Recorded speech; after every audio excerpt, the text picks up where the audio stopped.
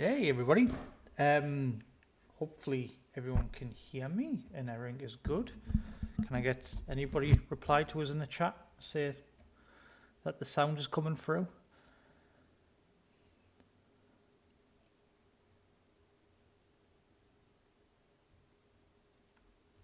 Maybe, maybe not. I'll keep talking. If no one says that they've got no sound, then we'll know there is a problem. Hopefully everything's running okay. So the idea of today's stream is to have a kind of, I have to do some updates to a welder qualification template for carbon arc. In that, we've had some issues with it. I think one of the problems with our industry is that depending on which third party you go to or who's reviewing your documentation, you get very different interpretations of the standards. So we've put a lot of qualifications in over the years, had no problems, had little things we've changed and messed about with. And we thought we were in a good position, but a few comments lately just said to me, well, we'll go back, we'll look at our template, we'll update it where it needs be, and maybe try and automate it so it'll speed up how quickly we can produce welder quals, but also the accuracy in line with 9606, and hopefully that'll be all right. So, like I say, I thought it would be a good way of pushing out sort of the changes we need, and then go through how qualifications are built and maybe some of the inspection technologies and knowledge you need for, say, C-SWIP or PCN or whatever, we can build into the same thing. So I'll start mumbling and carrying on if I don't stop myself. So we'll have a look at our template as it exists at the minute. So there is template or an idea of a template within the back of 9606. I'll tell you what, we'll have a quick, I'll open 9606 so we can see it. So 9606 here. Now at the back, we've got Annex A, which gives us an overview of kind of the information they expect to be in the qualification. So you've got reference to the welder, the name, what he's doing, you've got a photograph if required. You'll see we tend to remove them because photography and getting it right and having people happy with the photographs they've got is always a nightmare, so I tend to leave that off. We've got the test piece, so what was actually done, and then what ranges come from that. And of course, some of the ranges are absolutely huge, and we'll talk about them. The types of mechanical test or NDT, which are taken as part of the qualification, and that changes depending on whether we're doing a pipe, a plate, a fillet weld, because there is a fundamental change in what can be done. We've got something here about revalidation. So within I'm going to say the new version of 9606, even though it's been around since 2017, we've got 3 different ways of prolongating a welder qual. It isn't just an option of 6 months now. Now you can, I think it's A is valid for 3 years. B is the 6 monthly, and then C is something else. But when we talk about PED, so the Pressure Equipment Directive, so how we build pressure vessels and the welding that's in that, C is not always is frowned upon a little bit because it's a bit open. So I'm looking at my hair in the camera, realizing I should really sort myself out before I come on stream. So we can kind of go through them, but this is a template which gives us a good idea of what we need to include. There's also this sort of signature boxes at the back for the every 6 month and then the third party. So we need to include that somehow as well. Yeah, so that gives us a sort of a basis of what our template should look like. So what we've done has created our template. Like I say, some things moved in it or changed around. We've removed the photograph again. We don't like really messing around with that and having loads of face photographs or passport photographs of all welders I've done over the years is a little bit of a nightmare to manage. So we've got here very clearly it's a welder performance certification, a qualification, BSEN ISO 9606. We've got then a designation we're going to talk about towards the end because it's a little bit of a nightmare. It's, for me anyway, that's how I view it. 9606 tries to make a code number which you should be able to look at and understand everything that's in the qualification in one line, which means you've got to kind of understand all the abbreviations and things which we're going to talk about. So we'll come to that last. We've got our welder's name, the date and place of birth, identification number, so that's like the welder ID, so maybe we'll just change that one up to welder identification number. Stamp number, sometimes it's the same, sometimes it's different. Who they're working for, if there's a divisional difference in there, that's sometimes handy to have. Identification method here is how have we checked who they are as they do their qualification. I tend just to use a driving license where I can, or a passport or whatever, a photographic ID really. We've got when the test was done. The cert number is a certification number. Carbon Arc are going to give this cert. And the way we do it is we have a Carbon Arc Training Consultancy, so CATC, dash, then sort of the initials of the company we're qualifying for, and then a sequential number. We have that within a database, so we know exactly what we've issued through, and we can go back to them and see any falsified records, really, if need be. The WPS that was used to test that welder with is part of the requirements of 9606. Qualification code, that's there. So, for us, it's going to be BSEN ISO 9606-1. Do you know what? I'm still busy sorting out streaming technology at the minute, and I've realised I've hotkeyed numbers that I might want to use when I'm typing. So we'll get that sorted. Where were we? Examining body reference. So this is, it depends if you use like LRQA, TUV, Zurich, whoever. They give you a number which is their reference, like our cert number, which ties in everything to the system. So when LRQA back in the day was Lloyd's, we'd call it control number. So that goes on there. And then the last bit here, we've got our job knowledge test. Now, that's not a requirement of a welder qualification. Some companies asked us to do them, and it can be like a 20, 30 multiple choice question paper around the technology that welder's using, so that we can just make sure they fully understand everything that's happening. Maybe it's joint setup or preheats, maybe something on a little bit of internal verification of welds or visual inspection, things like that.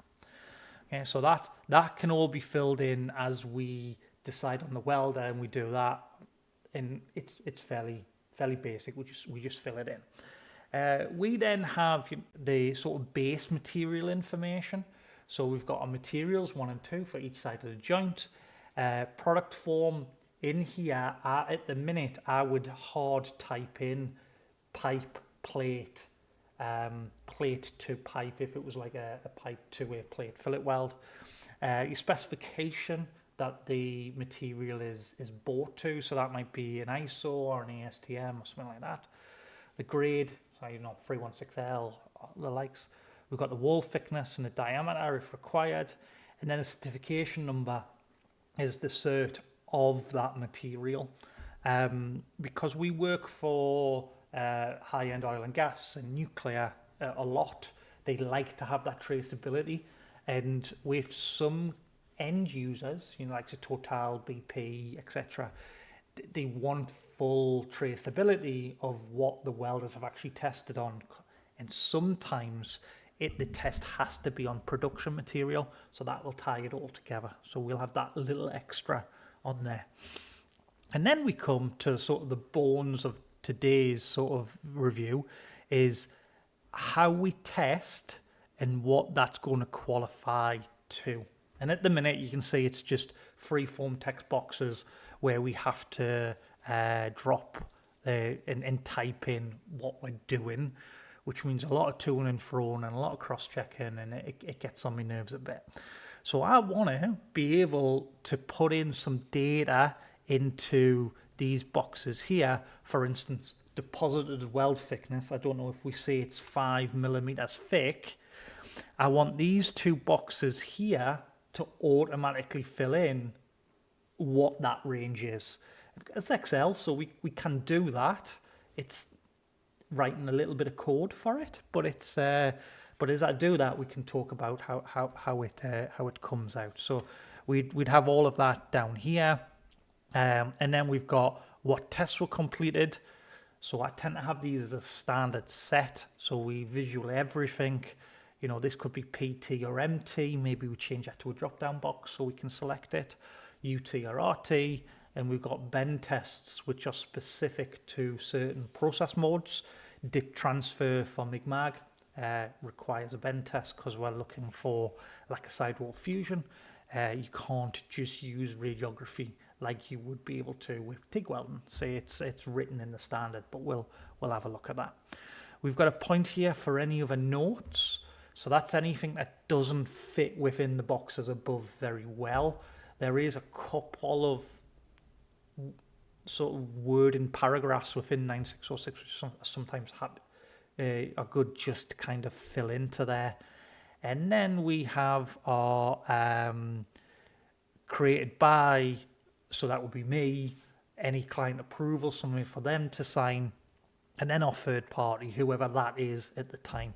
So maybe we'll change that to a drop down, which we can capture, just very quickly, click, click, click. So it's always the right spelling, the right current name of that third party, etc. Then we have just a final bit is to say, we're certifying that the information above is true. It's a good way of the company taking responsibility for the documentation. We're not lying. We did say this happened.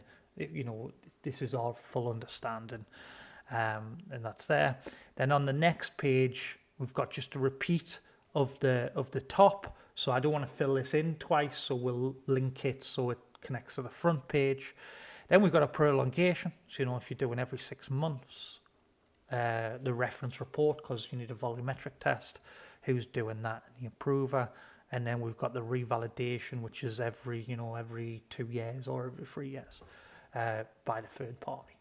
So that's roughly how our certificate is going to look. Now we need to kind of start building out what these qualifications look like in ranges, which means we have to kind of look at 9606 and find out what we've got. So again, if I jump back to 9606, and by all means, if you've got any questions as we go through this, please, I'm kind of half keeping an eye on the chat. We can answer questions and that as we go. So 9606, you've got your scope and everything in there and what it covers. Really what we're bothered about to begin with here is our essential variables range. So section 5, so page 6. So if we jump down to page 6, 8, 7, 6. So there you go. So first one here is general qualification ranges, which are quite handy. So qualification range of welders based on essential variables. For each essential variable, the range of qualification should be defined. So whatever we do, we then get a range from that. Sometimes the ranges are very wide.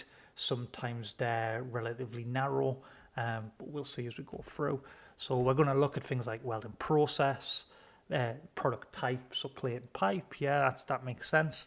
The type of weld we're making, the filler materials and the group and its type. We've got the dimensions, the welding positions, and the weld details. So if it's a multi-layer, single-layer, single-sided, double-sided, etc. Now, one of the interesting things you can see within that list is there is no base material group. It's only filler metal. So one of the more interesting things with 9606 is you can weld in carbon steel as a base material and actually be qualified for any base material. The qualification range is going to come from the filler wire we use. And it's going to give it its own sort of 6 groupings for filler materials, which we're going to have a look at. But it's an interesting one because you can be qualified on carbon steel pipe, but weld Inconel as long as your filler wire has the right range of qualification. So we've got that. So the first one then, so we know within our table here where we've got it. The first one they're talking about is welding process type. So here we've got our welding processes here. So we'll come up with a welding process first. So we'll say TIG. So that's one. Yeah. Again, 141. Get it right, 141. So our process we're working with is TIG welding. We're doing an ISO 9606 qualification, so we'll try and keep the definitions, the names correct. So it's tungsten inert gas 141. Now, so what is our qualification range if we're using TIG? That's one of the first things we can look at. Now, if we jump back to here, so we've got statements in each test normally qualifies one process. So we've got that there. A change in welding process requires a new qualification test unless we hit one of the following exceptions. Now, these are weird exceptions you won't often come across. So just think about it being, if I qualify with TIG, I'm only qualified with TIG. If I qualify with MIG, tends to be MIG. That keeps you generally right, unless you're a fabricator who's using some weird versions. So for TIG welding with 141, 143 or 145, so these are different versions of TIG, qualifies us for 141, 142, 143 and 145, but 142 only qualifies 142. Right, so like I said, most of the time that's not going to be worried, but we need to build a range for that in our qualifications. So I'm going to just copy that out. Qualifies for 141, 142 and 145. So if I copy that and come to our qualifications, so we want this to say TIG at 141 in this range qualify gives us those numbers. So I've got a little ahead of us at the minute, and on my second tab on this spreadsheet here, I've got a list of a lot of different sections. So what we want to do is want to come to the welding process here. So normally welding processes cover themselves. So if we zoom in on this one here, so I'm going to say, well, if they only normally cover itself, MMA only covers 111 is its qualification range. I'll copy this in at the minute. TIG qualifies that. That's going to be so at 121. MIG 131. Actually, you know what? I should just copy these out, shouldn't I? Make it easier for myself. So that's going to be that.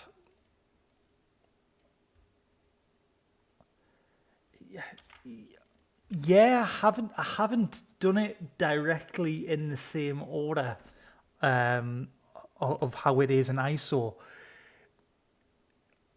I guess it's how my mind works rather than how its order works. It's open to kind of play with it, and we can you can do it in whatever you want. Maybe it's something I'll look at later and rejig it. But yeah, it's kind of free you just have to have the right amount of information on. It doesn't matter the order of it. So if we've got these here, now I need to say, well, if I get TIG, I'm going to get this as a response. So I can come back to here and we're going to go, right. I guess we'll use a VLOOKUP. So if I go equals VLOOKUP, so this is a lookup equation which allows us to check a value in a table. So the first one here is what value are we going to look up? So we want to look up this, and then we're going to put a comma. So in what table array? So if I come back to here, I can say, well, in this table, and I'm going to put a comma, and then I've got what column needs to be returned. So it's going to look up in the first column here for TIG 141, and then I want it to return on that line whatever's in the second column. So this is column 1, column 2. So I'm going to go column 2, and then we want that to be false. Now in Excel speak, false means an exact match. So it needs to be exactly like TIG space bracket 141 close bracket. So if we close that, there you go. So now we've got this. So we've got it. If it's TIG 141, we should get this. But now we want to make this sit within our same variable. So this needs to be a list. So to do that, we're going to go data validation, and then from there, click list. Again, our source needs to be our list here. Now you can see I've got a load of blank spaces underneath. That's in case we decide to add any more welding processes, like plasma or something like that. So from that list now, I've got a drop down. So hopefully this works. If I click one MMA, it should change to MMA. There you go.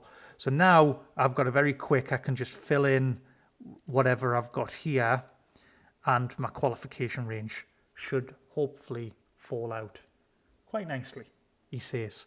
But the joys of doing Excel on live stream is maybe not if it's going to go wrong, it's going to go with wrong with equations in Excel.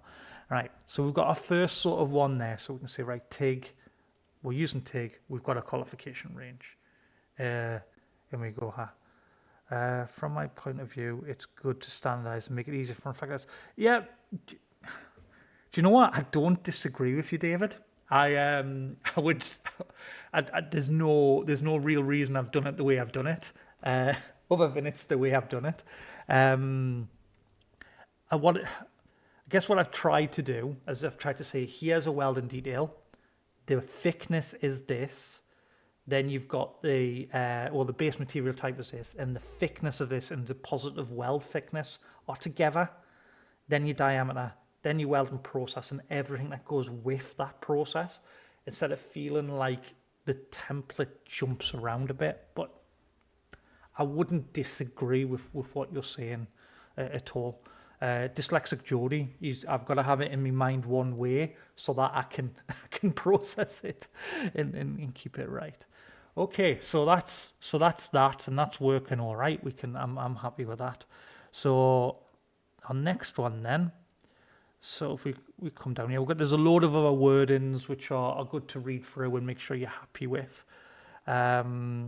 We've got a thing here about, so the next one it's going to ask us is about deposited thickness. A thing here would be have a read through these tables. Deposited thickness is specific, like you said before, it said earlier, it's kind of best if you qualify one process as in one qualification. Even though it doesn't say that's mandatory, you can mix processes in one qual. But if you mix them, the deposited thickness will change for that welding process you're using. So if it's 10 mil thick and you do 5 mil of TIG and then 5 mil of mag on the top, or flux core on the top of it, then it's 5 mil deposited and 5 mil deposited, not 10 mil. You know, so this is kind of what this table covers and explains. So what we got here, we've got qualification should be carried out on plate, pipe, or suitable product form. Right, so we haven't actually got that in our product forms yet. So we want to say materials, plate or pipes. So again, I want to kind of, have I already got this as a thing? Yeah, base materials, plate, pipe, or pipe to plate. So I'm just going to link that again and go list it out, pick from my list, do that there. And I kind of just want that to be the same for sides 1 and 2. So now I should be able to pick pipe to pipe or something like that. Of course, that's knacked my formatting a bit. So we'll just fill that back in. Right. So, yeah. So pipe, away we go. And then what we got. So we've got diameters here. So test pieces with an outside diameters cover 25 mil and above, of 25 mil and above diameter cover plates. So of course this is working on the fact that if you move to a bigger and bigger pipe, it's more and more like a flat plate. So after you've got this really tight pipe at 25 mil, it should just get easier. So always cover pipes. Now that's hard for us to put into our table in the way I'm building it. So that's probably something I'll stick into the notes, in that note section we showed at the bottom. You've then got this thing of plates covering backwards. So plates will cover pipes if the diameter is big as 500 mil, because again at 500 mil they're saying, you know, it's very flat, that curvature. And if you're rotating, 75 mil. So they give you a little bit of a range. So now, does it mean it's the same to weld a plate as it is to weld a pipe? Not at all, but they're giving us a bit of range. You know, I'd maybe potentially question if that welder should still be trained how to weld pipes in those positions, maybe. Here we go. So we've got, then there's a load more wording of that qualification of pipes, butts and what they cover. So here we're covering butts, covering plates and covering branch connections in certain scenarios. Again, we'll cover them out in our notes section when and if we need it. Then we come to our filler materials, right? So as I was saying before, 9606 goes on filler materials as your qualification range, not base materials. So we need to group those filler materials into a system so we can then apply a qualification range from that. So 9606 uses what we call FM group numbers. So it's filler material 1, 2, 3, 4, 5, and 6. And you can see off this table, we cover a load of applicable standards, so what those are made to, but then we've got the types they are. So FM5 is stainless steel. So that's your, you know, your 308, your 316, etc., all that type of thing. Your carbon steels are all FM1. Your Inconels are FM6. So we need, in our material groups on our certificate, to be able to select FM1 to 6.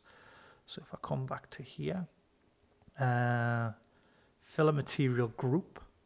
Again, I tried to make this easy for myself. So if I can have this as a drop down, it should mean whoever does it should get the same thing. Now, did I put material groups in here? Filler wires, there you go. So I can select them. Okay, so then I should be able to, yeah, so there's my drop down there. So if it's 1, there you go. Excel just having a bit of a fit and trying to refresh there. Right, so now we need to have a qualification range based on that filler material group. So what does 9606 tell us? Well, we get this table underneath. So table 3 gives us the qualification range. So we've got filler materials that we're welding with, 1 to 6. And then you can see you've got 1 to 6 along the top, and we've got X's where we're qualified and dashed lines where we're not. So here we've got, you know, an FM1 will cover 1 and 2, 2 will cover a 1 and a 2, a 3 will cover 1, 2 and 3, and so on. So like we did before, we've got to build that range into our template. So trying to remember these as we do them. I tell you what, I might just see if I can drag that over a bit and capture like that. That might be just fit this all onto one screen. I'm used to using two screens, but of course I've got the stream and stuff, making sure I'm still chatting to everybody on one side and not. So FM1. So FM1 covers FM1 and FM2. FM2 is the same. FM3, we've got FM1, FM2, and FM3. FM4, what's that going to kick us out at? So FM4 has a few different things, so all the way up to 4.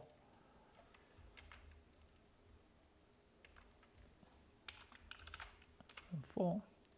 FM5, so our stainlesses, they've got here only covers FM5, so that's nice and easy. And FM6 covers FM5 and FM6. Right, so there's our qualification ranges in. So now we've got that. I can maybe just make this bigger. Come back to here. So I'm going to do my VLOOKUP again. So VLOOKUP this in this table and return index 2, and again it needs to be false. There we go. So now I should just be able then to go change it to something. So we'll change it to FM5. There's my qualification ranges working nicely there. Now what I've got a problem is this column isn't really wide enough now, and I'm losing that. So will it work if I just wrap the text? It's not really amazing. This is where we start getting a little bit silly with sizes and hoping it all stays on the same page and you don't make anything look too silly. I love formatting of documents. It's something I always just don't see the point of sometimes. Sorry, David, I've heard rumours that ISO line will be changing from separate parts for different materials to one standard. This would require additional changes to your template. Yeah. I've heard bits and pieces about changes. I haven't seen any drafts yet. Normally they release the drafts quite early, so you get to see them. I haven't looked for them, to be honest. But yeah, an update to the standard will mean we have to do this all over again. We're going into a contract at the minute where I'm going to need to produce about just short of 300 welder qualifications. So this is the reason I'm doing this, is how can we make this faster? But yeah, it'll be torture when we then have to learn something new and start to rebuild it all again. Hopefully we don't go backwards. You know, it's always a worry when they update these standards that you worry they're moving maybe a little bit more towards ASME. Might be controversial to say. There is a move within ISOs at the minute to try and do this, method 1, method 2, where they do the original sort of ISO position and then the American ASME position or AWS position. I get why they have to do that. Maybe it's, they're a commercial body. They need to sell standards. They want to break into the American market, but sometimes it feels like we're dropping the controls a little bit and making the ranges too big. I'm not saying they're doing that in the new rev, but I hope they're not, and it's because we do like to keep some sort of control over the situation, don't we? And just allowing anything to cover anything is maybe a bit funny. I'd maybe question if not having a material grouping within this qualification, maybe that's a little bit too far because the materials do weld differently. But hey, yeah.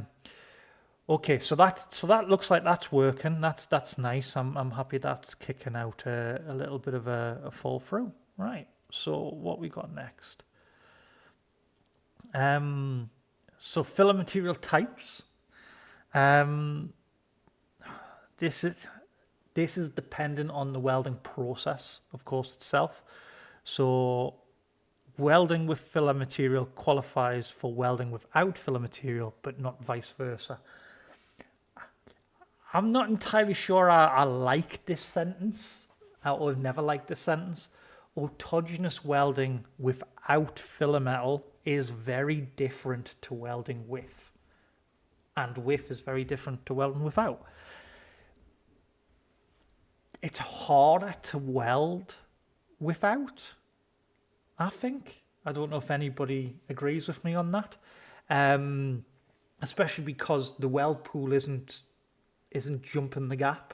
You know, you've got to have a nice closed thing. You have to be able to have full control of the weld pool to mix it up and get the system to work. And of course, it sits a bit lower and you get more sort of underfill. It's not quite underfill, is it? But the shape and all that's different. But it's something it allows. So we'll look at how we capture that within our ranges, especially our automated ranges. We've got another process there. But yeah, we've got our ranges for MMA.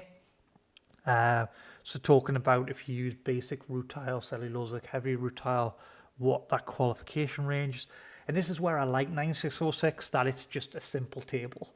You know, you weld with this is your qualification range. So basic, generally seen as one of the harder ones to weld with.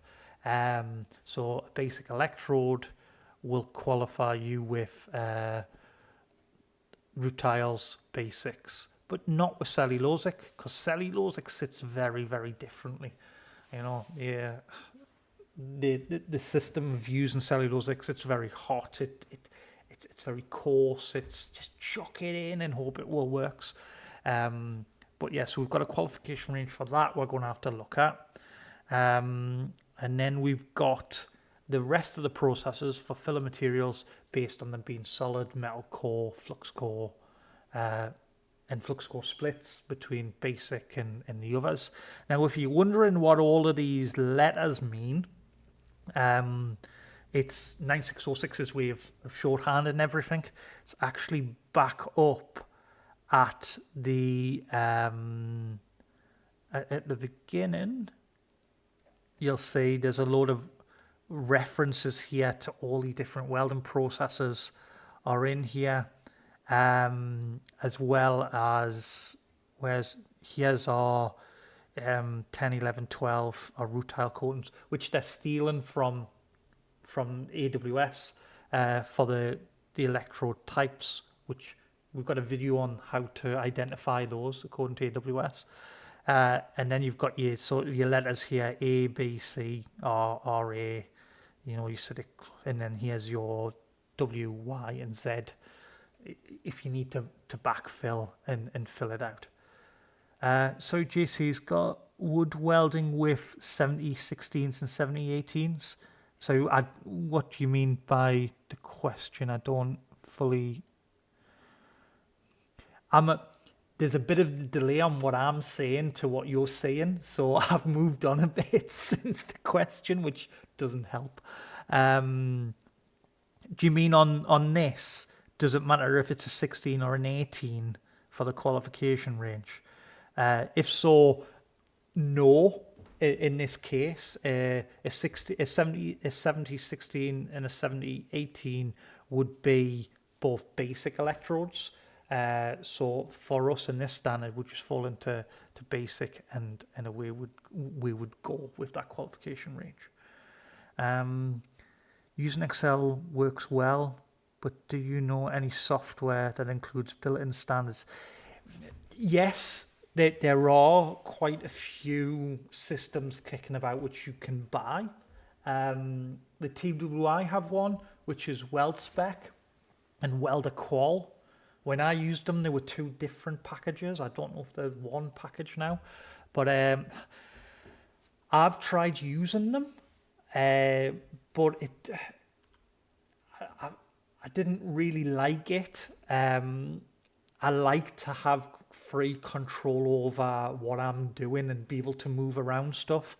And the challenge with the set bits of software, they work really well. They link in. WeldSpec is amazing in one way that you can put in your material grade and it tells you everything about it. This is the British standard, the ISO grades. Here's the ASTM grades. It's got a dual classification, and away you go.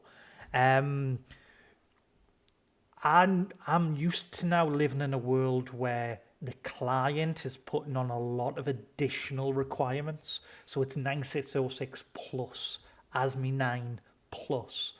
So those systems are either don't allow you, or it's very regimented what you can change to change ranges, especially when clients make it stricter for a project. I mean, if you say work to a total spec, then your ranges come all the way down from what ASME 9 would allow you to do. Excel's going to allow me to make those changes and make project-specific quals where the standards won't. But there are lots. The ones I've used a lot of, those WeldSpec and WelderQual from the TWI. I think you buy it, but then you've got to pay a licensing fee for the updates. It depends on how many you're going to make as well.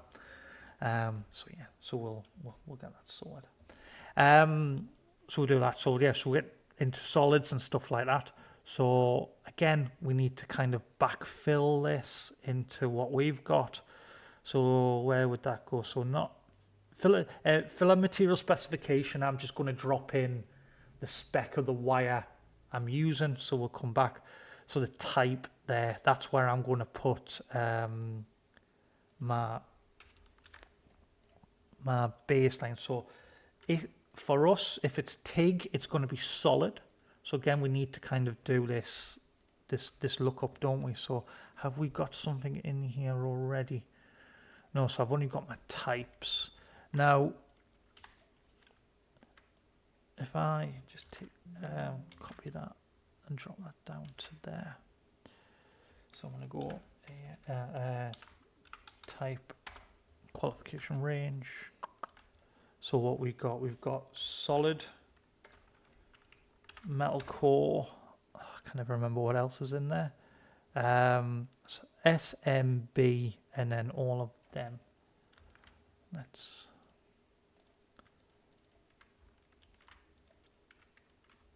B. So we've got this, right. So again, I'll just, for ease, I'll drop this across here. Right, so we've got our solid is our S and M. Yeah, depends what your persuasion is, I guess. S and M. That is then your B and all of that stuff. And then this is just all of that stuff. Okay, so again, gives us our qualification ranges. So we can then very quickly drop that into data validation from my list. Source between. So we pick that. Right, and then of course you've got to do your VLOOKUP very quickly. VLOOKUP is like my saving grace for anything. There's different ways of doing it, and there's a load of people on YouTube who have some really good methods of using things that maybe might be a little bit less convoluted. They're updating Excel all the time and adding new ways and new functions into it. But for me, I think it works all right. So it's NA at the minute because it's got nothing in there. But if I go solid, there you go. So I should be able to. Really, that doesn't want to be that though, does it? That wants to be an RPV and something like that rather than a whole. So what do I want? I want really to do P V, W, Y, and Z, because what we're going to be welding with one of them, and that's just going to add all of that in. See, by adding those extra blank columns at the bottom, sorry, I'm behind my thing here, I'm able just to make the change relatively easy. I can only add one more thing like before it becomes a problem, but now I should just, there you go. So that lines out there now, and if I pick any of them, it should be that, and solid should be that. Great, so we've got there. Right,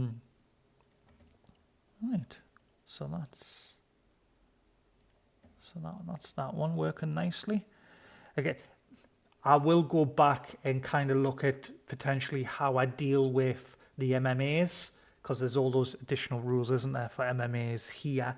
I'm not too worried about it at the minute because I know the quals I'm doing are all TIG welding quals. So I'm going to, not get lost in all that for the minute, put a mental note that I definitely need to update that. Okay, then we get the positive thicknesses. Right, so this is going to be interesting to write into Excel. So some of the rules, so there's a couple of rules about dimensions here.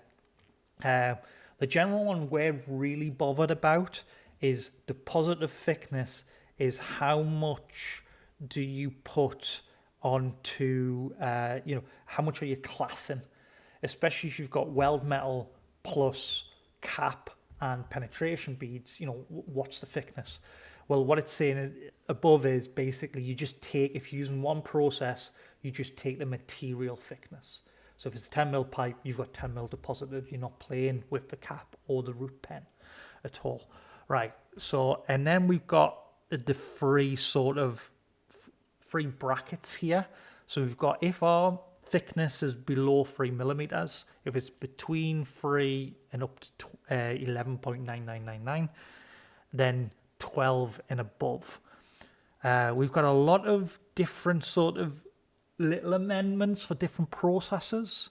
It's not really going to hurt us too much in our standard stuff, so we'll come back to that in a minute.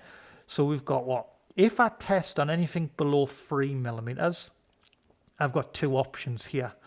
So S is my deposit of thickness. So let's say I do 1 mil. So if I qualify on 1 mil, I get 1 to 3 millimeters or 1 to 2 times 1, whichever is greater.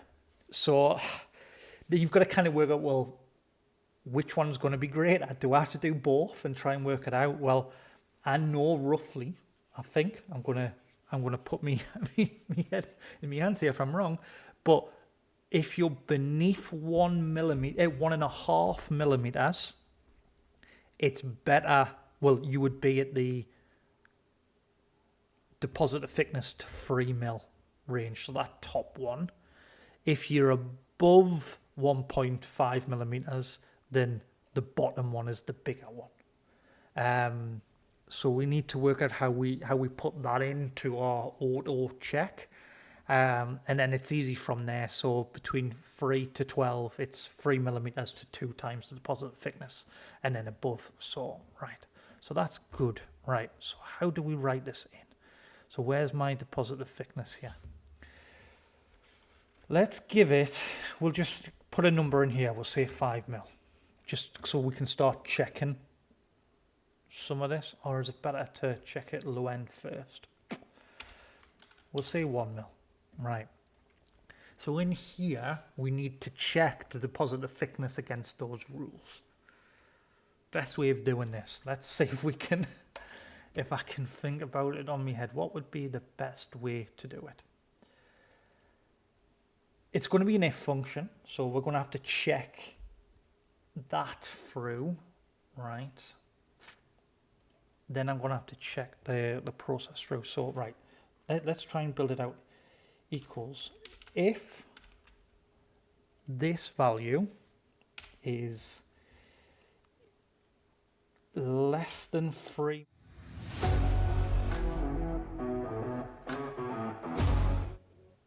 I'm an idiot with that, aren't I? I really need to change this hotkey. Note to self. Try and work out the hotkeys before you start the stream. So, where was I? Let's not start that again because I had me thought in my head. If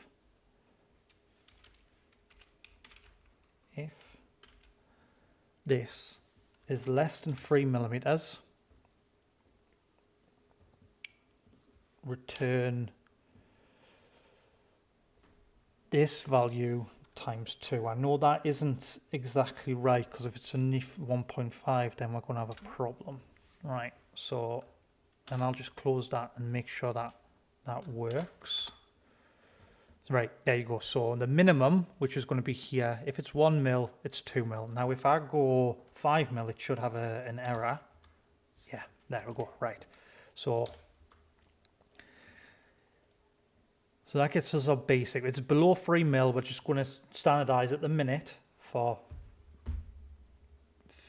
deposit thickness times 2.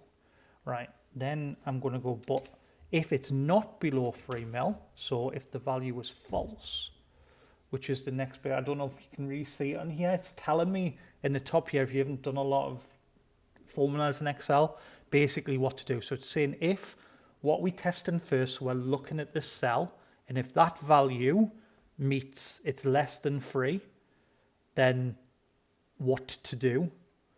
So if it's true, do this. If it's not, do something else.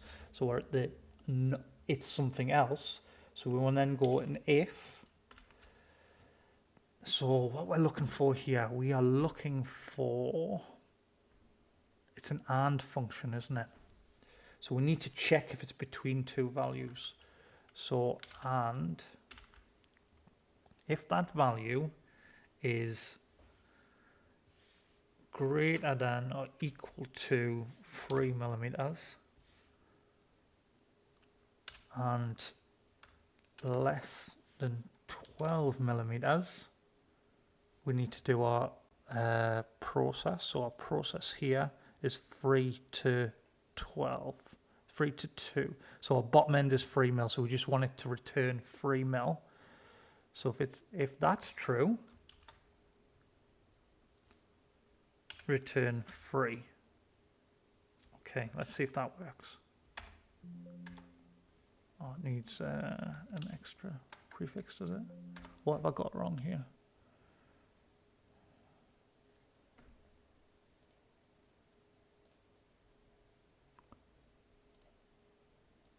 No, that's what I want. Sorry, I'm just copying off from, I'm copying from a thing here, so that's not right. Let's, oh, God's sake. If, see, love doing this. So if that is free, why is it not working? Anybody see what I'm doing? Does anybody know Excel?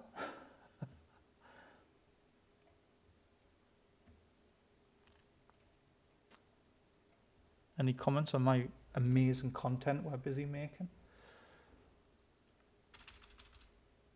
So, right, if that is less than 3, return this times 2. If it's not, do, you want to go if and close the parentheses, check if this is greater to or equal to 3, or greater than or equal to 3, we need then to, or this is less than 12, which is our thing, return 3.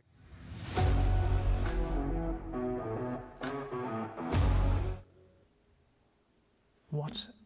Why is it not letting me do that? I'm missing the parentheses. Does anybody see where what I'm missing?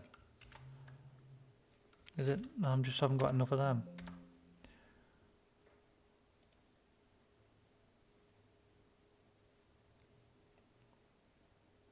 So if and c is greater than 3, is equal to or greater than or equal to 3, and it's between that.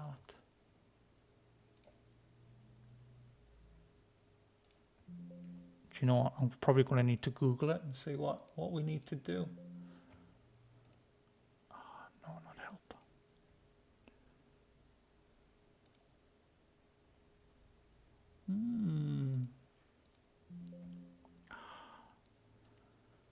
Live streaming is an amazing thing.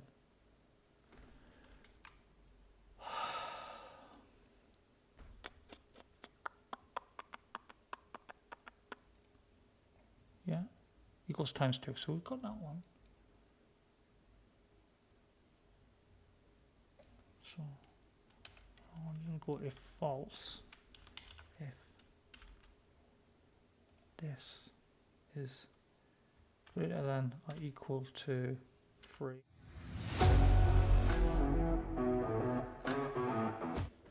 This is annoying. Use the other controller, James, you muppet. This is going to get on my nerves.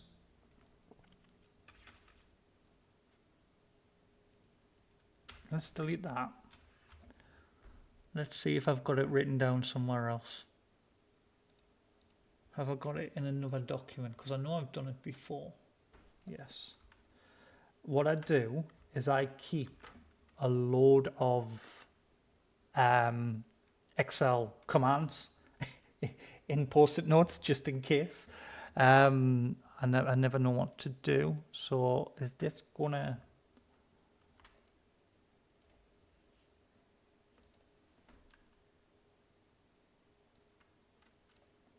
That's not doing what I want it to do though.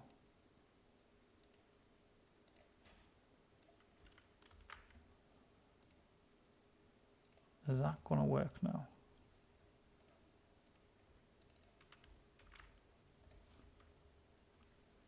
Bring that down to there. So that should work if all of these come down to here. We'll be able to have it click through.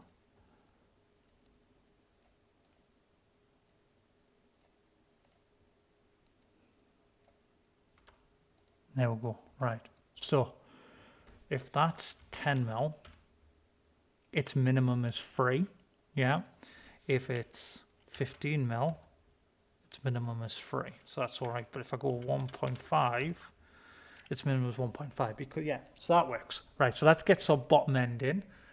And now we need to do the same, but for the upper side of it. So what I'm going to do is, did my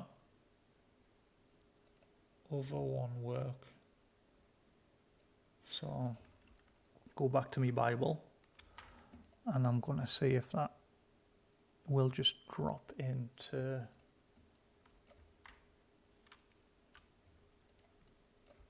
copy.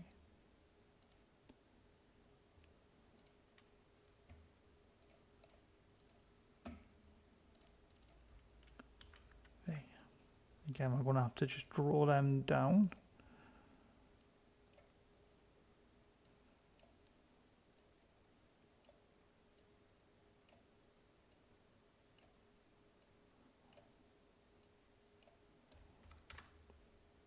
And that's that, right. So if I now go 12 mil, there you go. So we've now got it reading. So it's a little bit of a convoluted equation, if you can see along the top there. So we're basically saying if the first box is less than 3, then do something. But if it's not, check if it's between 3 to 12 mil. And if it is, then return 3 because the minimum will be 3 millimeters. And then if it's above 12 mil, return 3 millimeters as the minimum value. So that gets us our minimum, which falls us into this box here. So we can see that in our range of qualifications here, for between 3 to 12 or above 12, our minimum is 3 millimeters. Now, when we're between 3 to 12, we've got a top end, which is, it's 2 times whatever we produced. So if you produce 11, it's 22. And then, but if you're 12 and above, it's unlimited. So maybe it's something we look at for the welder qual, where we say, well, what's going to give us the biggest range for thickness qualifications? Well, that's to do 1 butt 12 mil thick. Because if we do that, we'll have 3 millimeters and above. And then maybe we do 1 more at 1.5 mil, which will get us, or less than 1 mil, will get us 1 millimeters to 3 in one test. And then the next test gets us 3 millimeters to unlimited.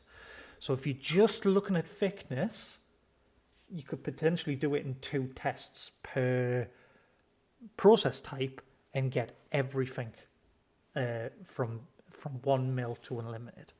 Right. So again, there's some little plays around oxyacetylene and things like that where they actually change the ranges. So you've got to be you've got to be careful with that. Okay. Right. Down here is diameter. Diameter is a lot more straightforward. So we can play with this a little bit nicer. So we can say, okay, our pipe diameter here, what we're going to say, let's say it's 19.05. Right, if it's 19.05, so 3/4 inch tube, what's my range going to be? Well, according to this, we've got, if we're below 25 millimeters in diameter, we get diameter to 2 times D. So we can do another quick little, if this is less than or equal to 25 mil, if that's true, we're going to return whatever that value is. If not, so if it's above 25 mil, we get half of D. So if it's not below 25 mil, we can do this divided by 2. Does that work? This is just for the low end. Right, so if I go 12.5, that should say 12.5. Great. If I go, 26, it should say 13. Great. Okay, so that seems to be working for this bottom end. Now our upper, so if we're below 25 mil, we can only go to 2 times diameter of the pipe. So again, we're going to go if this value is less than or equal to 25, come on, 25, yeah. If it is, we're going to do this times 2. And if not, so if it's bigger than that, we can just make it say unlimited. Now when we type, we need to put it into, like a word, we need to put it into quotes. So unlimited. That's fixed it there. Right, so then we can have a quick scan back to this and go, right, if it's 26 mil, we're getting 13 to unlimited. If it's 12.5 mil, there we're getting half of it. We're getting what we've got to 2 times. Right, so that's working. Great. This is where we start to get the challenge with welder quals, is that if you're looking at qualifying a range of product and sizes and jobs, you've got to remember for pipe work, it isn't just thickness, it's also pipe diameter. So you're trying to go, well, if I know I need to qualify somebody for the max amount of stuff, pipe diameter might be a problem. Because here it's going to limit us if we were able to pick a pipe stock which was really small diameter but really thick. You might, let's say, 13 mil thick, 12.5 mil diameter. Right, a normal ball. Doesn't really work, does it? but you would maybe get, in that scenario, say it could happen, you would get unlimited on the thickness, but your diameter would be pinned to 2 times D. So you would only be able to go up to 25 mil diameter. So you haven't really gained anything there. So you might have to start adding in more qualifications to cover out the crosses and the things like that. But you know, we've been on an hour. We've done the initials here, so we're starting to pull our qualification through where we can add data and pull that in. So do you know what? I'm going to leave that for the minute. Have a break. Let's say I'm going to have 5-10 minutes. I'll start streaming again if anybody else is interested, but I really need to get a cup of tea. And then we can carry through. Does anybody have any questions on what we've done so far? I know we've been getting a load of questions here, but is there anything there?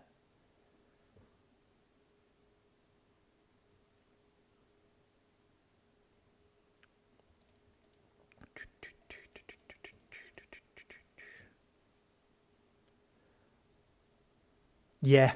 Sorry, yeah, David, I'm with you. Number of layers isn't relevant. Yeah. What I'm doing at the minute here, obviously, is just building out a one for a pipe because of the way I'm building it. I'm going to have to build another template for fillet welds because the ranges are different to keep the cells easy. But yeah, we could actually remove that and get rid of it altogether. But I'm going to just drop this onto a whole screen for a few minutes. Then I'm going to come back and then we can crack on. If you're all here, great. I'm going to say 5 minutes. Okay?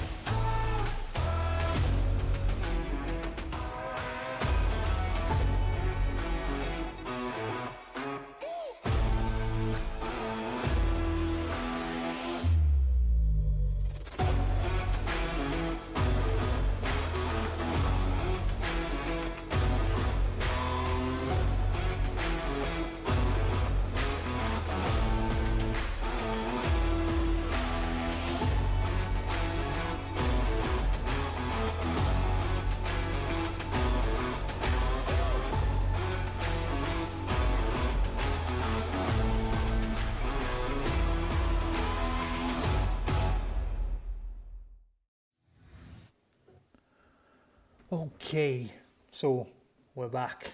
Note to self: there's a whole list of things you need to do when you try to do one of these live, isn't it? Is to make sure you've got a cup of tea. You know, don't talk as much as I do, of course. Maybe that will help. So right, back in. Next one. Where are we after this? So we've done our qualification range for a pipe. Again, we're going to miss the fillet welds for the minute. We're going to do that within a different template to make it easier. The next one really is our welding positions. Again, like normal, there is a lot of content here about, you know, what the welding positions are and what to qualify in. There's a range on the limits about what each of them will cover depending on diameters and things like that. So have a read through that. I won't go through that now. But this is what really we're interested in.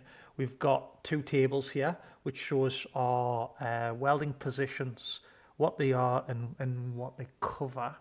I wonder if everybody's happy with actually what these welding positions mean. They're different from the Americans. And that reminds me, who asked? Somebody asked if we cover ASME next. Yeah, I'll do a stream on ASME because I've got to build another template for ASME anyway, and we can work on that. ASME looks a lot more complicated, but actually it's a lot more straightforward once you know how to bounce around the standard. So with ASME, you've got your 1G, 2G, 3G, and then your 1F, 2F, etc. For British standard or ISO, what we've got is PA, PB, PC, PD. So position A, position B, position D. And that is literally pulls out. So very quickly, and if I open up a PowerPoint, if I can just do this. So if we've got this here, let's get rid of all of this standard nonsense that kicks around. We go draw the way I say to all of my students, and I think this is a good way of doing it. If you imagine an open-sided box like this, and then you go to weld at different points. So if you're welding directly down in this box at this point here, this is going to be your PA. That's meant to be an A there. If we then come round clockwise within the box and we weld into this corner, we've got our PB. Should I drop the thickness of this down a bit? There you go.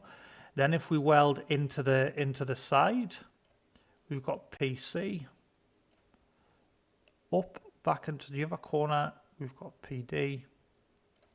And then above our head, we've got PE, which leaves us with vertical up and vertical down straight. So if I draw these sideways here, we've got vertical up as PF and vertical down as PG.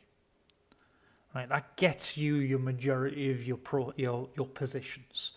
And you can also see here that very quickly we can start to get rid of some if it's a plate or it's a fillet weld, or a fillet weld, because here positions PB and PD are fillet welds. They're into the corner where plates are PA, PC, PE.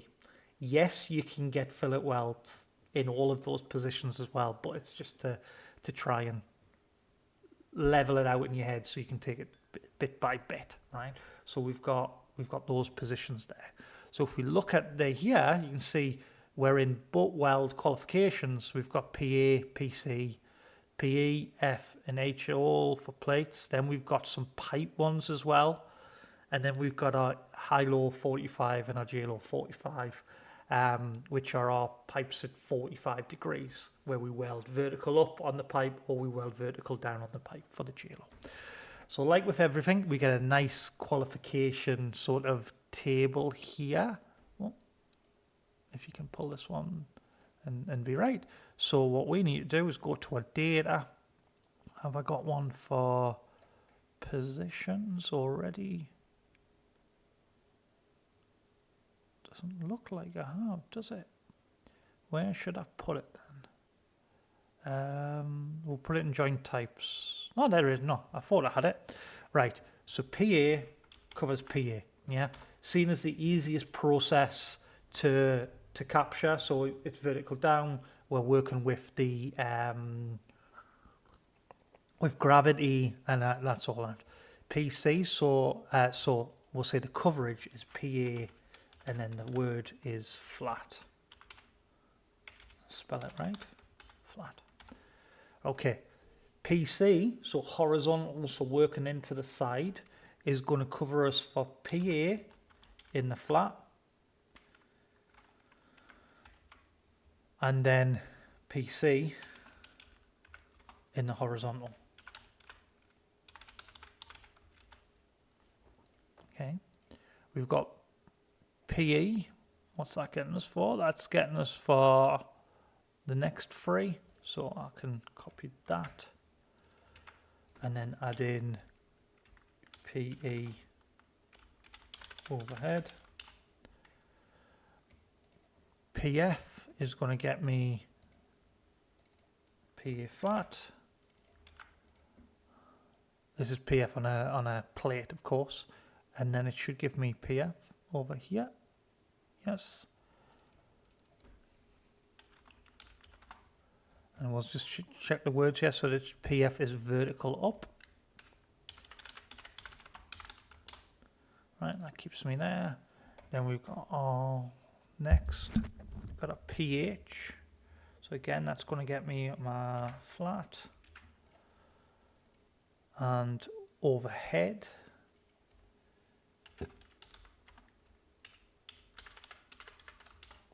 Does it get me anything else? Don't think so. Oh, vertical up.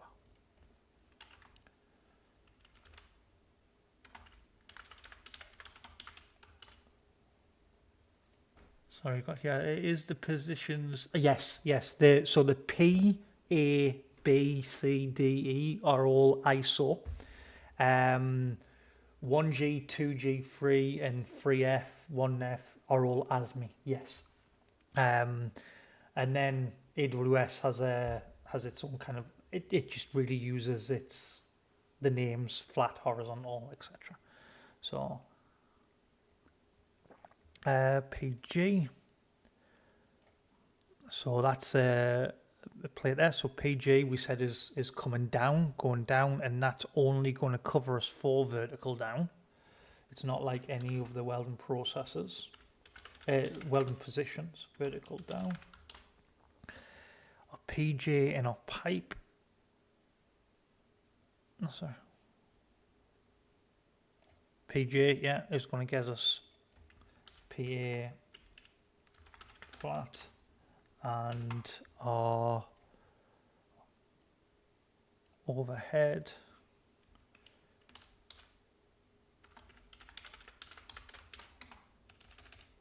head, and as well as vertical down.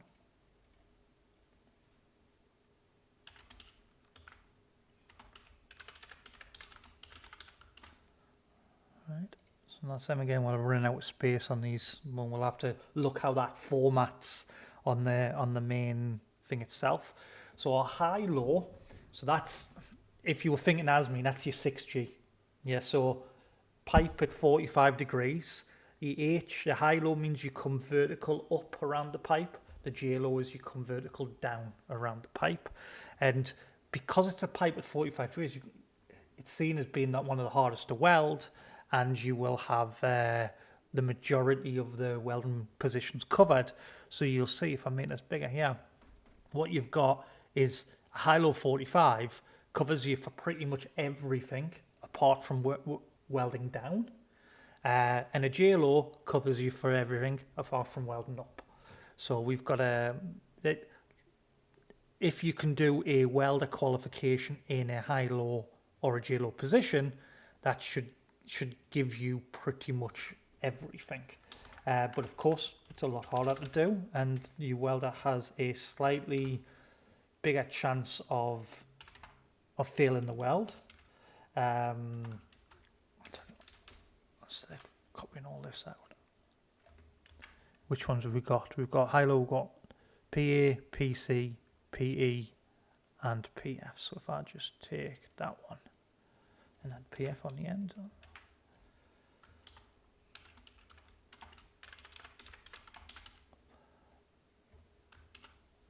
And then if I take that, and with anything, there'll be a lot of spell checking and stuff before I issue these out, because just typing and making sure everything's same. I can see already I'm missing capital letters and stuff like that. But we'll come back to that on the review. So there's my positions there. So again, what we're going to do is just quickly come down to positions, data validation, list that, pick my list, and then I'll just select one to get the ball rolling with it. So then we'll go V, look up this value in this table, return the second column. It needs to be an exact match. There we go. So now when we pick different things, we'll get them here. Again, problem is it's a bit long. I might have to wrap this and make it a little bit deeper on the cell. I like to try and make sure everything's the same size, just so when we print off the cert it looks right. Maybe I can have a play with the margins and stuff off stream and see what we get. And what we get out. We've got a progression here. I would put vertical up or horizontal or something like that, just to try and make it clear what we've done. So yes, I might say high-low 45, and I would still say vertical up progression. I find it just helps to be a little bit clearer with people who are reviewing the documents and stuff. Again, you've got to kind of really be thinking about the progressions of these welding processes to get that. Then we've got our backing gas. So I don't know what are we doing? We're saying we're TIG welding. Should we say we're doing 316? Yeah, maybe 316. 316L. So we're going to use a backing gas. So I might say, well, my backing gas is 99.999% argon. Get my percentage sign in there. Then we can look at what that is. So let's have a look what we fall out next. I'm probably getting ahead of myself here. So that's the positions there for the pipes. There's different ones for fillets. Again, you can see you've got PA, PB, PC, PD. So that's all of those around that initial box. And then you've got, you added sort of a little bit more, a few more there to cover. So we'll do that in the next one. Next one's weld and detail.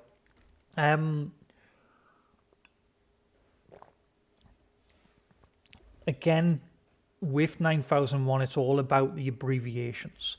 So checking what this SS, NB, MB, all that means is really important. It is at the beginning of the standard. Remember I showed you it was like all the abbreviation sections. So we'll go through that. Now, what you're doing here is selecting, well, what type of joint have you made? Okay, we've got a butt weld. Does it have backing? Does it not? Does it have gas backing? Does it have a consumable insert? Is it a flux backing? Not that common, but they do exist. And what's the coverage ranges on that? So again, I know I started writing this out on our data because here it is here. So, right.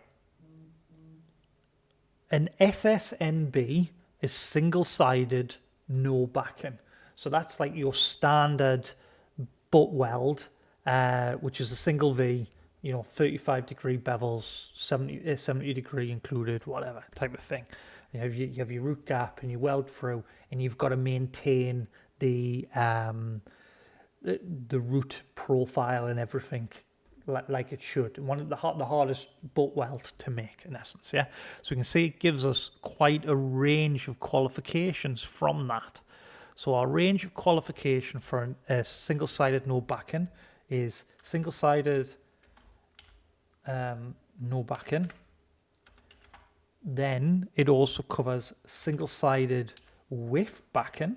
So MB is that material backing. It covers us for welding both sides. So flipping it up and doing a weld from the front and the back. It also covers us to weld single-sided, get that right, so single-sided with our gas backing, so that's with our argon or a nitrogen or whatever we're using. Does it get us anything else? Yeah, it then also gives us our single-sided with our flux backing as well. This is the thing. This is how it normally looks on certs nowadays. So you've got to know the abbreviations and how it pulls out. It's just practice. It's just, don't be worried if you're the only person in the room who has to go back to the front of the standard and check what they are, right? I'm definitely against trying to memorize standards. As David has mentioned, there's rumours that 9606 is going to change again. So what was the point of memorising this version when you're going to get a new version? And you might accidentally start mixing the two together. So just always give them a read, always give them a cross-check and find where we are from there. So, of course, if we test with a material backing now, so a backing strip, that's not going to let us weld with no backing, is it? Because, well, we haven't proven we can put a good root in. So we haven't got single-sided no backing, but we've got single-sided with material backing. Yeah. Oh, how's that done that? Is that because I've typed this out already before? We're going to ignore that. We're going to lose that. So let's not have that autofill because that might be coming. Sometimes Excel tries to be too helpful, doesn't it? And I wonder if that's coming from something else I've typed out in the past and it's gone that. But let's keep it right. Single-sided with material backing. We then want both sides, because when you weld from the second side, you're going to grind back. It didn't matter about the root, and then go back in from there. So you get that, and that's it. So yeah, welding material gets you single-sided with backing and both sides. Welding from both sides is going to get you the same. Single-sided with material backing and welding from both sides. Gas backing is going to give us single-sided with material backing, both sides. Do that right, keep that, both sides. Single-sided with gas backing, of course, because that's what you're qualifying. And that's that. Shout out if I miss anything. Or consumable insert. I don't know if anybody's ever come across consumable inserts. EB Inserts, Electric Boat Company. They're basically pre-formed rings. Sometimes they're already a ring. Sometimes very commonly you have them on a reel and you wind them off the reel and then you roll them up to the diameter of your pipe and then you sit them in the root. And then with the TIG set, you can just weld across the top of it. It's almost like lining your welding wire and welding across the top of your welding wire. They give really consistent root penetration rings because it's always the same amount of material going in. And of course, you don't have the root falling through if you were doing it as an open root as well. They exist, I see them mainly in nuclear, but not really anywhere else. And then we can go from there. So consumable inserts is like welding with backing, really, is what I'm saying. So we get single-sided with backing. We then get our welding from both sides, because again, welding from both sides, you don't need to worry. It doesn't matter how bad that initial root run was, you're going to grind it out and weld across the back of it. So it's going to give us welding from the both sides. And then we can, of course, weld with our consumable insert, because that's what we're qualified for. Flux backing, again, single-sided material backing. I like to repeat these as well, just so we just practice referring to them with their abbreviations. We've got the BS for both sides, and then you've got your single-sided with your flux backing, because that's what we've tested.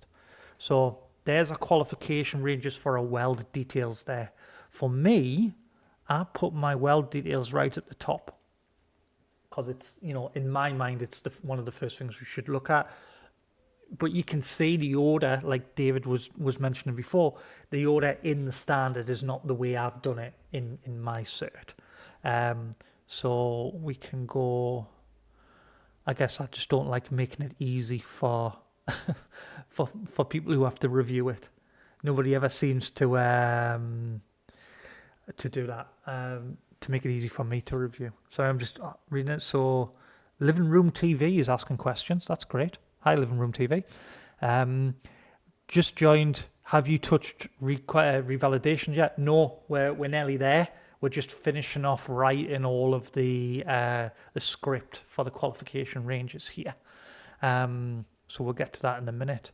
So adding the weld details, like I say, we're going to go list. Then we're going to go data. So I'm going to pick from this list. And then I can do my equals V lookup. V lookup this in this table array. And we want to bring column 2. And again, it needs to be false. It's NA because there's nothing in here. So I should be able to say, okay, no backing. There you go. So there's a qualification range for our backing, no backing, both sides, single side, etc. If I pick another random one, gas backing, it should change. There you go. So that's going to make my life nice and easy. Finishing off these that let's see what's next actually. So there we've got our backing. So single layer, multi-layer. What I was going to do was actually change this one. So where we've got number of layers in the original template, I'm going to change that out to say single stroke multi.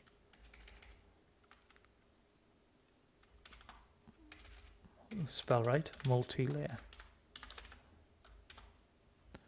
Right, so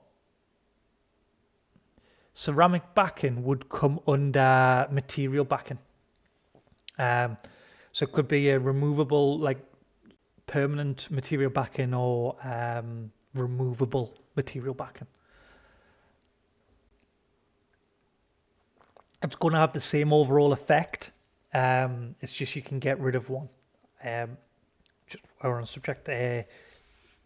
Permanent material backing can be a bit of a pain. They help the welder produce a relatively quick weld, where you don't have to worry about the root profile as much. But remember, on the sides of the permanent backing, it's going to be pulling in like two almost cracks, where you've got the difference between the base material and that backing strip, which leads to stress concentrators and can fail the weld through that point. Where we're going. So you've got to kind of be careful with them. So ceramics are potentially good because you weld them, they cup the root, and they keep everything right. But there is or has been questions about the role of ceramic covers promoting cracking, or at least micro cracks on the roots. I don't know. I haven't seen that much to say generally it's a big problem or not. But yeah. So single layer and multi-layer. So we just need to merge these together. Why can I not see my merge? Just merge it at the top. Open, home, merge that together. So we want the same single or multi-layer. So let's go data here. Where would we put it? Should we put it in this one here? Need SL or ML on butts. So as it's for fillets only. Is that right?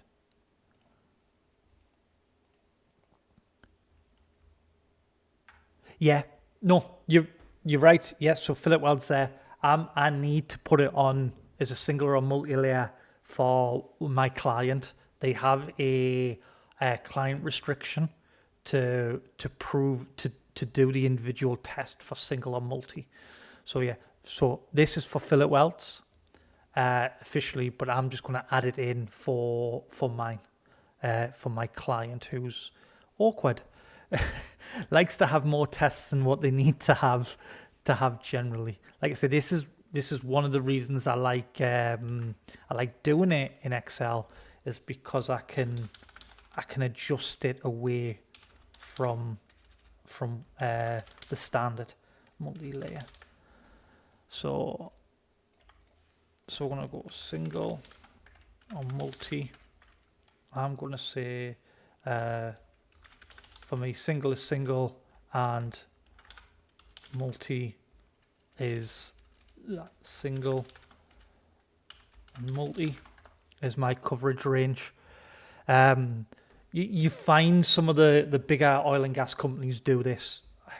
I don't want to sound like I'm being harsh against Total at all, but their pipe specs, especially for like super duplex and stuff, pin down all of these ranges extremely far and almost make it where you can only be qualified if you test on production material and you have a test for every single variant you're going to do.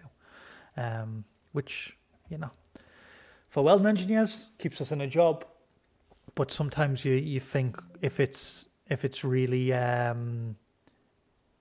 needed or not. Do we lose sight of what actually causes failure and what we should be worried about in this ever round chase to just kind of say we need to test everything? Because if we test it, then no one can blame us, I think is the general point of it. To return false.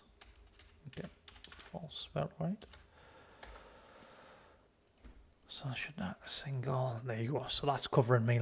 But we've identified that is something specific to me here a little bit. A bit of formatting to do, and away we go. Right. So that's pretty much everything we're gonna kind of thing. I would put a manual in here. The backing, well, we've already captured above, so do you know what? I'm going to get rid of that in my template. The base material, what I would do is I would stick in just what I'm welding. I don't know. I've done it again. I keep doing it. I promise I'll change that. So we're going to say 316L. You would put in your whole designation of your material thing. I would then just put group, my group number in there as well. But like we've already covered for 9606, there's no base material restriction, so we can put no restriction in there, and that's covered. And we will go, because we're on a single process or plate tube there, no restriction. And there we go. Right, so we've got pretty much all of that filled in now for the material spec, on this, be aware that I'm shocking for this. If I was welding 316, I would love just to put ER 316L. That's all I want to put. But because we're working to an ISO code in here in 9606, we're going to have to, yeah, you're right. It does, yeah. Group 1 to group 11 is all of the groups. So you could put, for this standard, because ISO 9606 just says groups 1 to 11.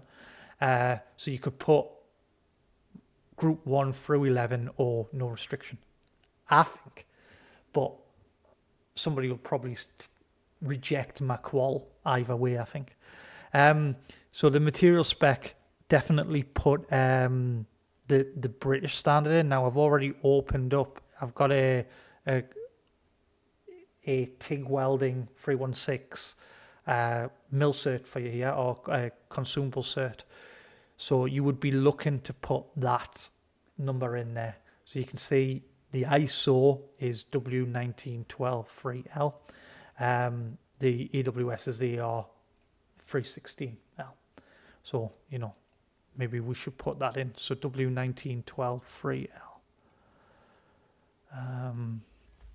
So one we would put there. What did we say? 19. Shocking, you know. I've just read that and now I can't remember what it is. 19123L. 19123L. Yeah. And then, of course, our qualification range is coming from whichever group that is. So because it's stainless, it'll be FM5, which will give us FM5 qualification range. Okay, so that's that. Then we've got our tests we do. So our tests are going to really come from section 6 of the standard. So in here, there's test methods, so table 13. So we can see what we have to do. So we have to do a visual radiography if we can, you know, unless it's a fillet weld, then you can't do it. But then you'll do your fracture tests on the fillet welds. But you can see you can slot in different tests if need be through the notes. So you can change out radiography for a bend or a fracture, and really play with it.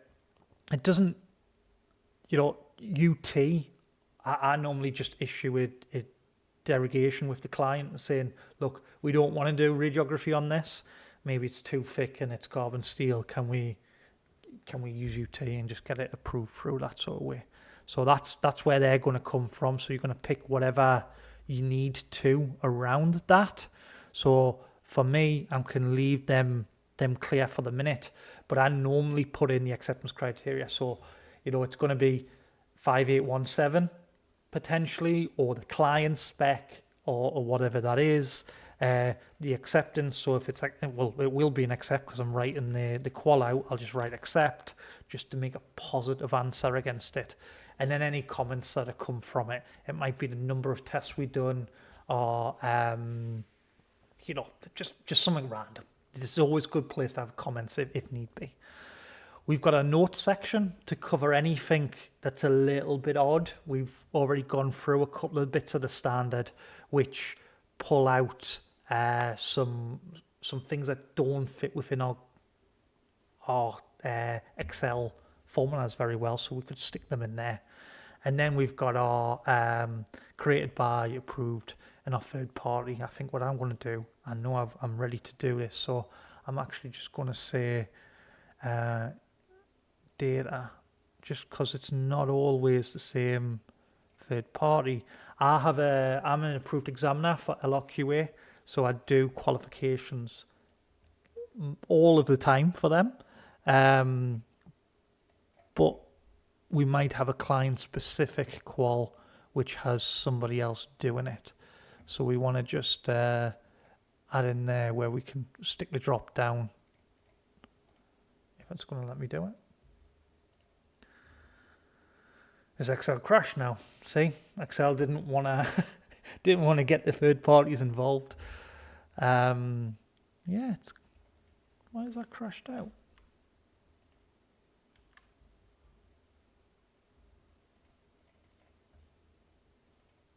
What made that crash? We're not running anything or playing fastball with anything like that, are we? That's completely froze on us. But hey, that's the call anyway. That's what we're looking at as a whole. We'll see if that catches up with us or not. So we can get that done in. Then on the page I was going to show you, we've got to look at our prolongation. So this is where we fall into section 9 of the standard. So there's a couple of options here. We basically, in 9.3, we get 3 options, A, B, or C. Some of these options are limited though, like PED doesn't like us using C, and we'll discuss that. Basically, from the date of qualification, the welder is going to last for, the welding qual is going to last for 6 months if we use option B. And we need to re-sign and prolongate. So we get this in 9.3, requalification or revalidation of the welders. So we can choose one of these things. So option A is the welder just does a retest every 3 years. That seems a bit much, you know. We're just every 3 years we'll just do a test. Option 2 is the qualification is valid for 2 years, and we must do 2 welds every 6 months, which have a radiographic or ultrasonics test or destructive test data. So we're proving that welder is always working and he's achieving the right outputs. Why is that better than option A? Well, option A just kind of says, yeah, we'll come back in 3 years and we'll look at it. You can see why a lot of clients may not like that and may not want to approve qualifications based on method A. Most people go on method B. So every 6 months, the manufacturer has to sign to say, right, he's got at least 2 welds in the past 6 months, which I can prove have met the requirements, and we've got reports to back that up. We tend to say volumetric results, just a shorthand for a report. But of course, if you're only ever doing fillet welds, well, you might have some destructive testing. So a report to say you've done a fracture fillet or a macro or something like that.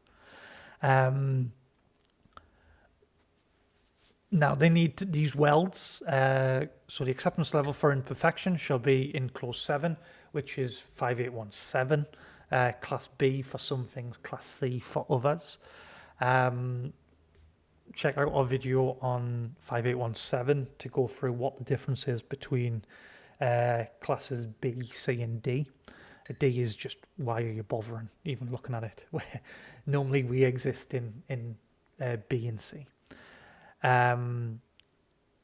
We'll then use the test data at the end of, we'll produce another weld at 2 years to revalidate it. And that's normally done by the third party. C, I don't know. I have personal problems with C. I don't like this utter reliance we've started to have on ISO 3834 as being some sort of, if you're approved to 3834, then you can do whatever you want because you've got a process. If you haven't heard of 3834, the way you can view it as it's 9001 for welding processes. Just because you've got 9001 for a company doesn't mean you're a good company.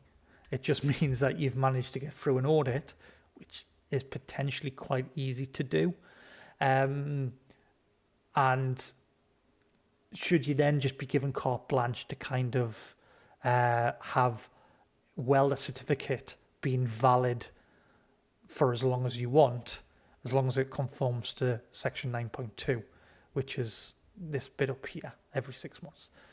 I don't think it's right, but that's why PED doesn't allow you to do this. So there is a little bit of that.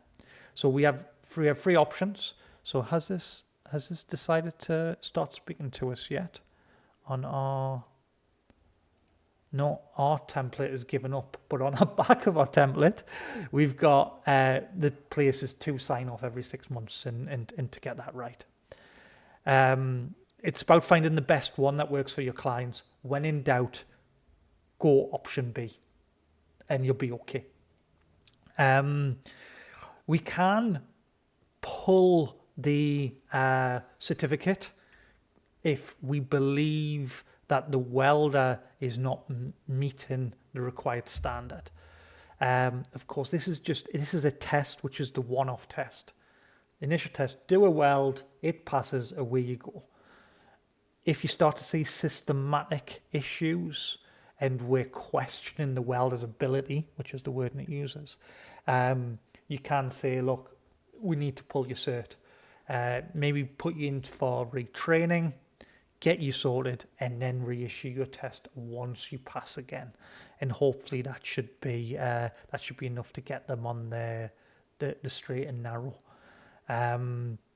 It would only affect that qualification that they're welding with.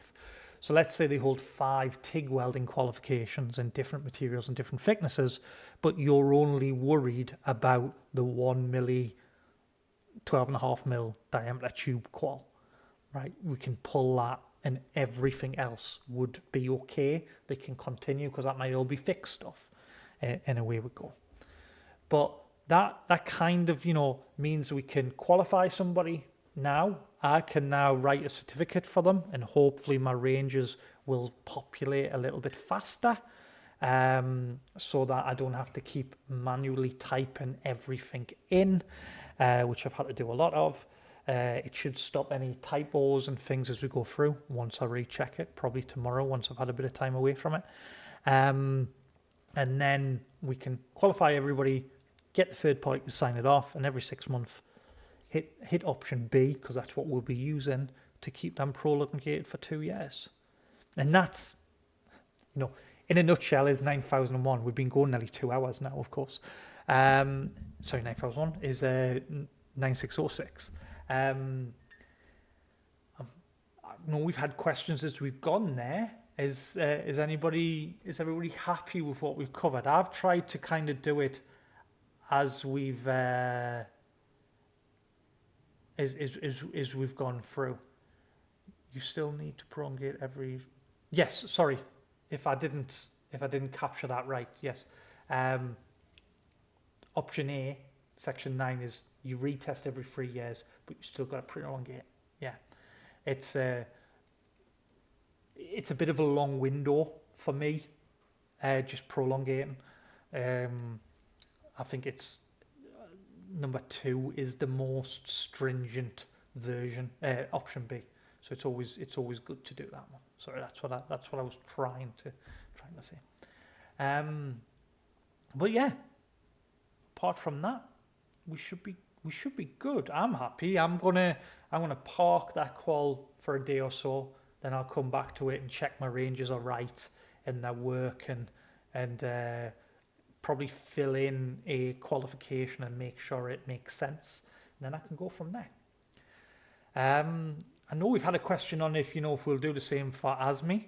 Yes, I've got to rebuild one of these for ASME as well. So we'll do ASME section 9 and the absolute massive range that gives us.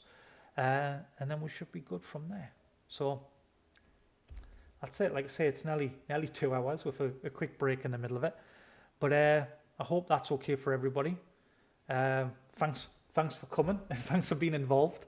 I just thought it would be good, just as I've generated something anyway, just to talk through what my thoughts of it are and get you guys' thoughts. And I appreciate those who have jumped in and asked questions. Yeah, and we'll go from there. Thanks, David. I'm glad somebody's been trying to keep us right. and make sure that I am actually saying what's in my head, not what comes out of my mouth. But please, you are all always welcome. And if you've got any direct questions, drop them in the comments. Help with that algorithm. Let's try and drive it through. The whole point of this is just to try and get my version of what I think you should be doing out there, and then see how many arguments are caused by what I say. The best thing about being welding engineers is we will argue with each other constantly, no matter what. But there's a lot of junk information out there as well. So I'm just trying to tackle that, especially for C-SWIP. You know, I've been reviewing a load of questions lately, which have just been like, why are people paying for these? So we'll continue to do it and we'll go from there. But yeah, I'm going to start droning on a bit now. So anyway, best of luck everybody, stay safe, and I will see you in the next one.